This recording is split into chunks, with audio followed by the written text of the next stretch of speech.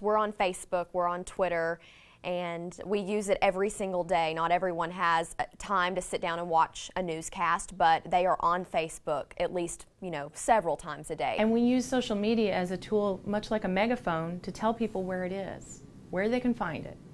If you don't have our webpage open all day long, that's fine. We'll let you know about it on Facebook. We'll let you know about it on Twitter. It allows us to bring people the news 24 hours a day instead of just in our 5, 6, 9, and 10 o'clock shows. So it's kind of become an around-the-clock sort of thing. You don't break a story on TV. It's very rare anymore. You break it online, Facebook, Twitter.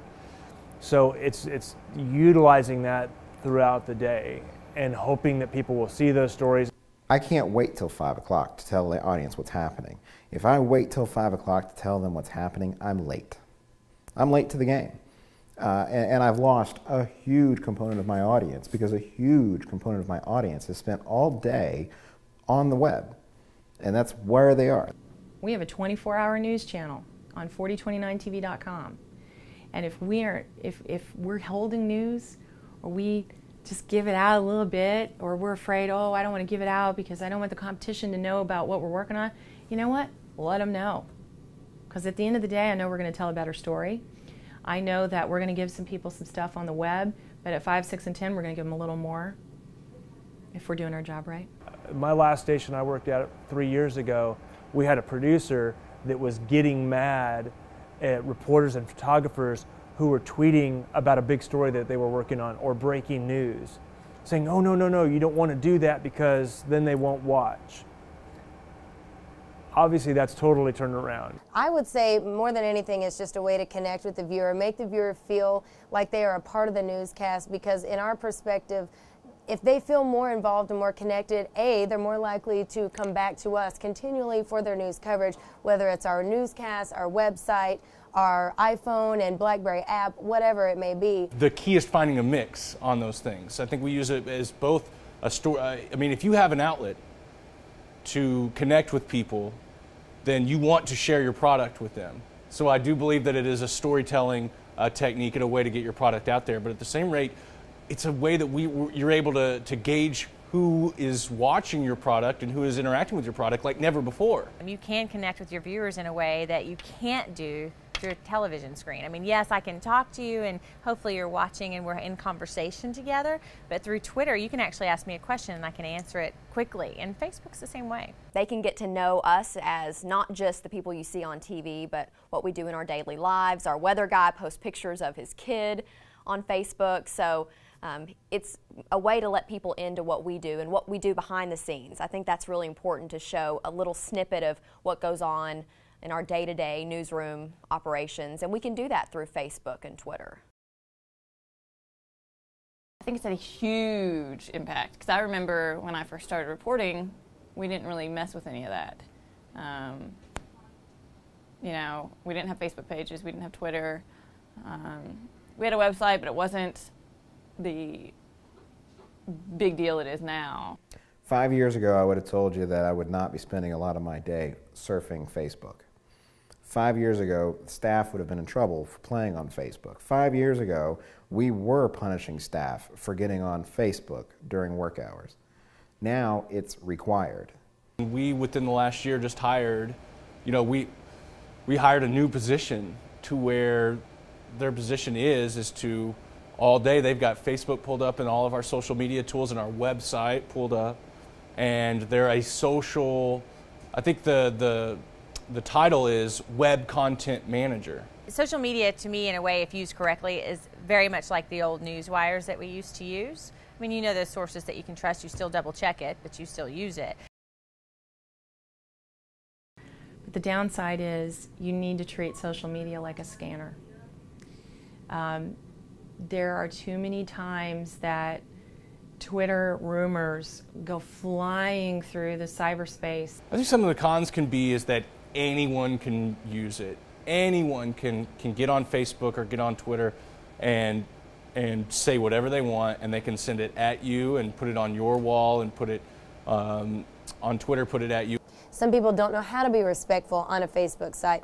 And the cons for us are sometimes we are so busy with what we're doing here in the building, we're not able to necessarily police the Facebook page. That's kind of hard to take for some young journalists who have never dealt with that before.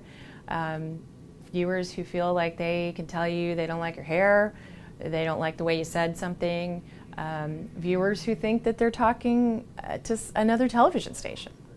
And they post it on our Facebook page and like, that wasn't us. I'd say that's probably one of the biggest cons is just people voicing their thoughts without thinking first about what they're really putting out there. And our name is on it, so we have to be very sensitive to that. And our policy is, you know, if we see something with a curse word, yes, we will try to take that down because we realize that young people are looking at our Facebook page. We also realize that people who just don't want to see curse words all over the place are utilizing our Facebook page, and we want to make them feel comfortable using it. I think you have to be careful though, because I know where you're going with it. Where you're going with it is, well, if you're going to use social media and use Facebook, and just any Joe Blow can express their opinion about something, well, that's where you've got to be careful. And there is a little bit of, you have to become a little bit of an editor in that sense, and you have to watch and see what people are saying, and be a little bit of an editor when it comes to how you incorporate it into your news product. You're still doing your job, hopefully 110%. I mean, I'm not going to back off of what I'm supposed to do here just because another element has come into my world. That'd be like saying, you know, the stories that we do on the internet, they're just not as good as what you see on the air. If it is taking away from their crafting of their work, then they are not managing their time well, and they don't actually really care about the craft of their work. And here's why I can say that. The person who actually gets it and actually cares and actually understands the craft of this industry and this work, which I completely agree is a craft. The person who understands and gets that is already doing the social media side of it. They are already incorporating different ways of getting the story out there because they are going to see that as part of the craft. Lazy journalism will always get you in trouble. And you can be lazy in TV writing, you can be lazy on Facebook, you can be lazy on Twitter, on the web. So, no, I think just poor writing or poor just journalism degrades the business. I don't think anything on Facebook or Twitter or TV, it's a matter of how you do it. I think if you're smart about it and use it in situations where it would be relevant to the story. I don't think in every single story that we cover every day we're going to want to say, oh, look what our Facebook friends are saying about this. It may not be relevant. I think you just have to use really good judgment on that. It's absolutely worthwhile. It's not degrading. And again, I think if it were not, there wouldn't be a billion people using it, and there wouldn't be so many high-profile people working to get the word out on that kind of a system. I think you'd be at a real disadvantage as a TV station if you didn't use social media. I think you just have to. There are too many television stations who think that the web, social media, is the fries with the burger. Oh, it's an add-on. The people who feel that way aren't going to survive. It's kind of one of those things that even if you don't like it, you better learn how to use it because your competitor's going to be using it. So I think it's just one of those things that you have to adapt to. If not, it might be a dinosaur. I'm not saying it's perfect, social media, but I'm saying you need to learn how to use it.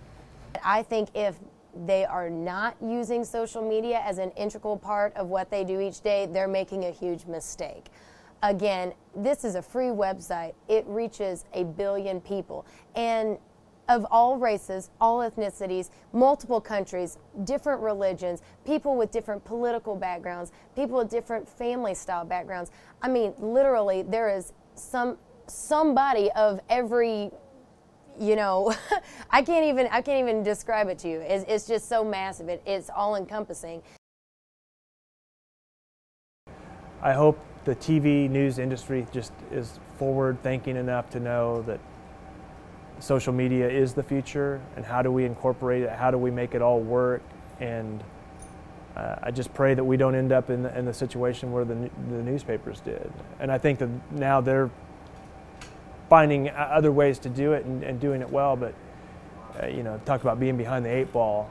I don't want to end up in that situation. I'd like to start having these conversations now and trying to figure out what's the best way to do it in the future. And one of the things we're learning is, the main thing is, you got to do it. You know, before, a couple years ago, it was like, do we do it? Do we not use social media? Well, I think now we've learned you just have to do it. Now, as how we're going to do it, that's what we'll keep learning.